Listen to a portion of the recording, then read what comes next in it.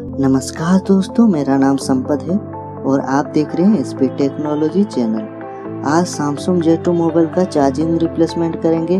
अगर आपके पास blur machine नहीं है और आप चार्जर पिन को रिमूव करना चाहते हैं तो आयरन की मदद से कैसे आप चार्जर पिन को रिमूव किया जाता है, ये वीडियो में आप सभी को स्टेप बाय स्टेप इस वीडियो में आप देखेंगे। और ये देखिए दोस्तों, मैं मोबाइल को खोल रहा हूँ, उसके बाद दिखाऊंगा कैसे चार्जर पिन को आयरन की मदद से कैसे रिमूव किया जाता है। ये आपको इस वीडियो में स्टेप बाय स्टेप आप देख सकते हैं। अगर आपने अभी तक लाइक और सब्सक्राइब नहीं किए हैं दोस्तों, तो लाइक कीजिए, सब्सक्राइब कीजिए और अपने दोस्तों को शेयर कीजिए।